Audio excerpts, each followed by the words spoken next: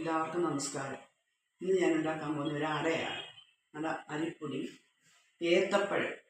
അതിനകത്ത് ഏത്തപ്പഴം, 2 ഏത്തപ്പഴം നമ്മൾ മിക്സിയിൽ അടിച്ച്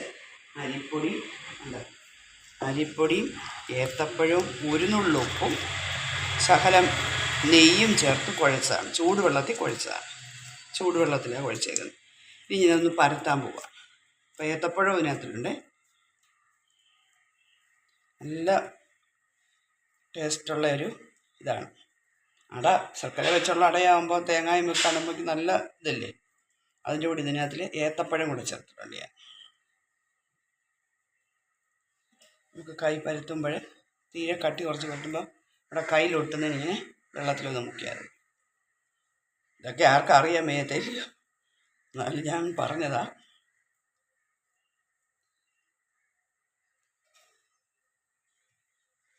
കനം കുറച്ച് എടുക്കണം.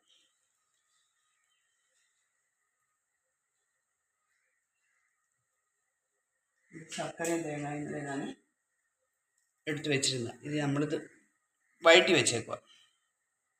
വെച്ചതാണ്. ഇതിങ്ങനെ ഇരിക്കുന്നെങ്കിൽ ഇതിനകത്ത് ചേരുമ്പോൾ അങ്ങ് അലിഞ്ഞോളും. അതുകൊണ്ട് പ്രശ്നമില്ല. അത് ശർക്കരയോടെ ആയപ്പോഴാണ് ഇങ്ങനെ അങ്ങോട്ട് ഇരിക്കുന്നത്. ഇതിനിപ്പോൾ ഞാൻ മടക്കാൻ പോവാം. അലിഞ്ഞോളുക ശർക്കര. കട്ടിയാന്നും കൊണ്ട് നമ്മൾ വിചാരിക്കണ്ട.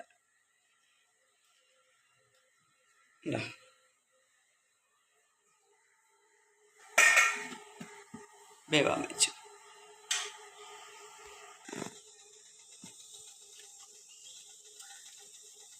ശർക്കര വഴറ്റിൻ്റെ കൂടെ ഏലക്കാപ്പൊടിയൊക്കെ ചേർത്തിട്ടുണ്ട്.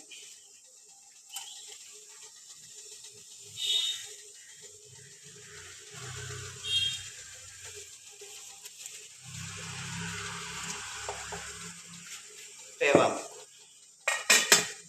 ഈ കൂട്ടത്തിൽ. ആദ്യം വെച്ചട വെന്തു. അത് ശകലം കൂടെ ഉണ്ട് വേവാൻ. മധുരമൊക്കെ ഇഷ്ടപ്പെടുന്നവർക്ക് ഒത്തിരി ഇഷ്ടമാണ്. അതിനകത്ത് ഉണ്ട്. നല്ല രുചിയാണ്. ഏത്തപ്പഴമാണ്, പഞ്ചസാരമാണ്. പിന്നെ അരിപ്പൊടി എന്ന് പറഞ്ഞാൽ നേർത്ത അരിപ്പൊടിയാണ്, വറുത്ത അരിപ്പൊടിയാണ് ഉപയോഗിക്കുന്നത്. ഞാൻ ഏലക്കാപ്പൊടി ഇതിൻ്റെ കൂടെ ചേർത്തില്ല. ഈ തേങ്ങ വഴറ്റിയ കൂട്ടത്തിൽ ഞാൻ അതിൻ്റെ ചേർത്തില്ല. പറയാനില്ല, നല്ല ടേസ്റ്റാണ്. എല്ലാവരും ഉണ്ടാക്കി നോക്കണം. എന്നിട്ടൊരു ലൈക്ക് തരണം.